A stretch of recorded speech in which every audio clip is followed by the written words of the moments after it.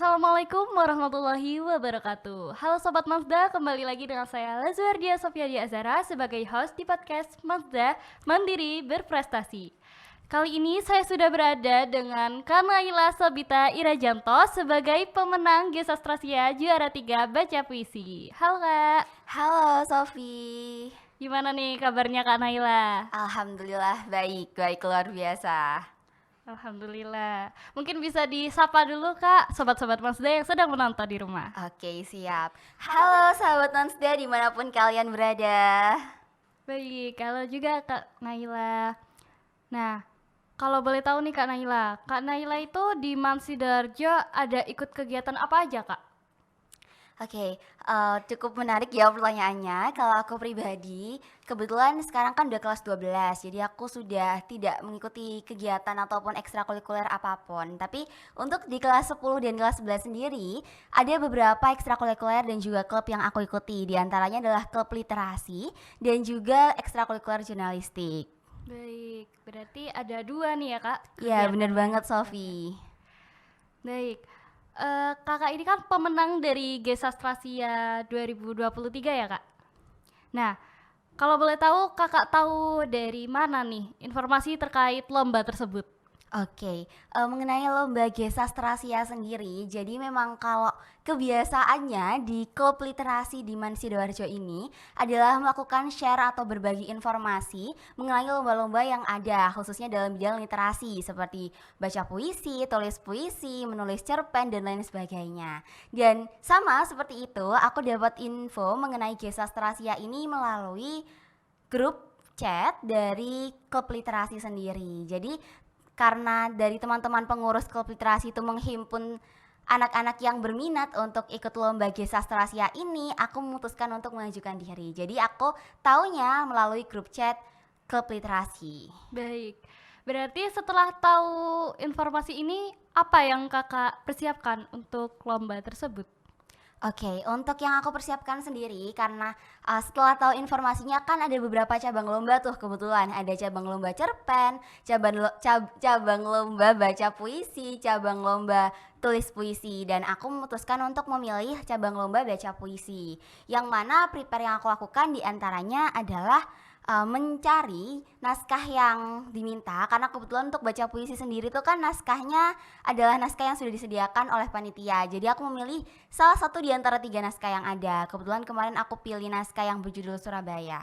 Nah, kemudian aku mempelajari naskah tersebut dan akhirnya aku bacakan yang mana itu pengumpulannya via online. Jadi kita take video untuk dikumpulkan ke panitia lombanya tersebut gitu. Baik.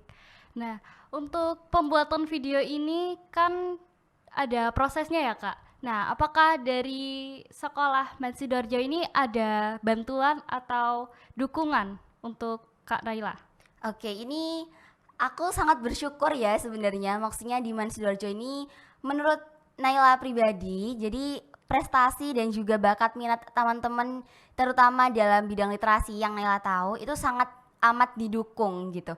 Jadi yang mana dalam setiap event sendiri nggak hanya Gesastrasia ini, Man Sidoarjo itu selalu memberikan yang terbaik untuk kita yang ingin mengikuti lomba itu. Di antaranya adalah dengan menyediakan fasilitas dan sarana untuk take video kah, kemudian juga kadang-kadang menyediakan bimbingan untuk latihan penulisan kayak gitu-gitu. Jadi kita sendiri juga jadi punya kepercayaan diri dan kita juga merasa ada mentor yang siap untuk maksudnya ngajarin kita, yang siap untuk bantu kita membangun kemampuan kita di bidang yang kita minati ini. Jadi Man Sidoarjo sendiri sangat berpartisipasi besar bagi Naila di dalam lomba Gesastrasia kemarin karena bantu untuk take videonya dan segala macam itu banyak sekali dibantu dari Man sendiri gitu. Baik, berarti Kak Naila ini tidak sendirian ya dalam Iya benar melaksanakan banget, ini. jadi aku merasa tidak sendiri gitu. Ya, baik.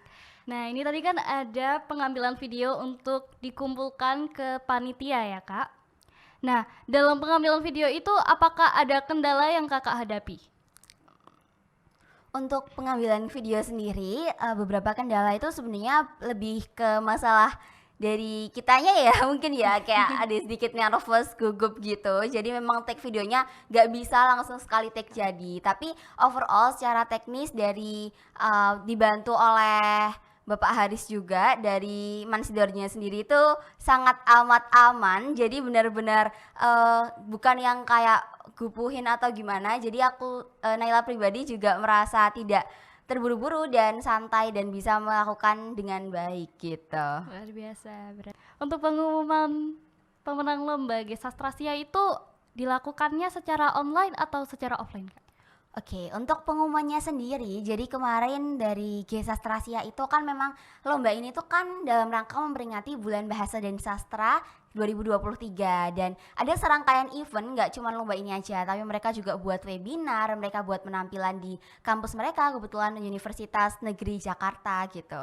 Dan kemarin untuk pengumumannya sendiri dilakukan via online, jadi kita diundang untuk bergabung di Zoom-nya, yang mana Zoom-nya itu nggak hanya menyampaikan pengumuman aja tapi juga ada seminar webinar gitu, jadi kita bisa dapat ilmu juga dari sana. Jadi pengumumannya dilakukan setelah disampaikannya webinar gitu. Nah, saat pengumuman secara online tersebut gimana sih perasaan Kak Naila?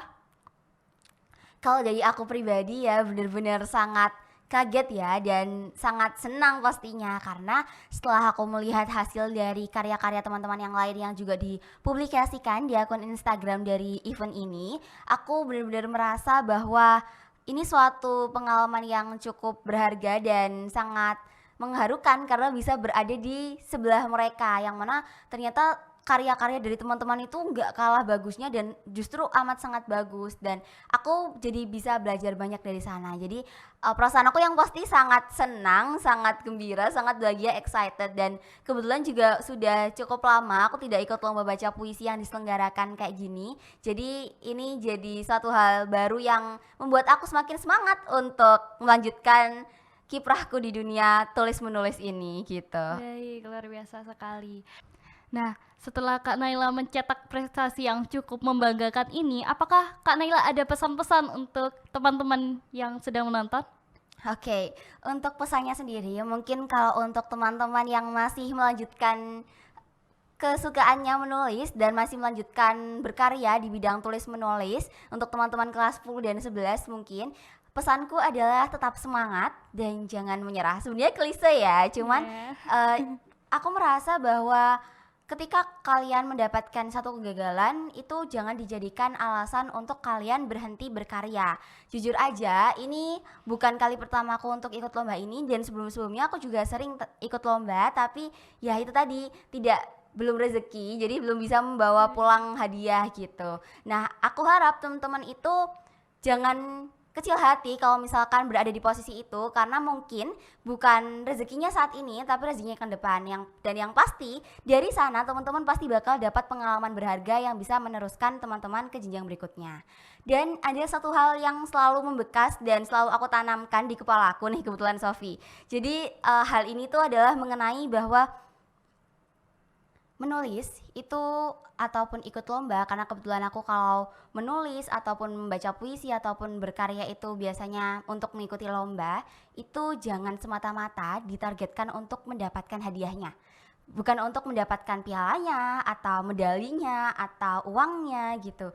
Karena sesuatu yang berasal dari segala sesuatu itu pasti bakal dipengaruhi niat, dan apapun yang teman-teman niati dari hati itu hasilnya akan berbeda kalau teman-teman itu hanya menginginkan atau melakukan sesuatu itu hanya untuk mengejar hal-hal tersebut tadi yang aku sampaikan, kayak mencari uang ataupun berharap dapat medalinya, pialanya, dan lain sebagainya.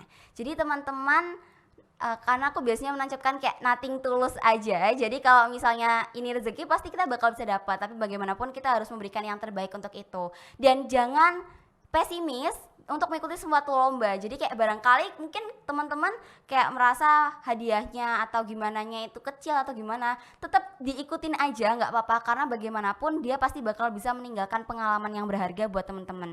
Entah itu bakal meningkatkan jam terbang teman-teman di bidang itu kah atau yang lain sebagainya lah, intinya pasti ada manfaat dari teman-teman mengikuti lomba tersebut gitu. Jadi balik lagi, tetap semangat dan jangan menyerah gitu. Baik.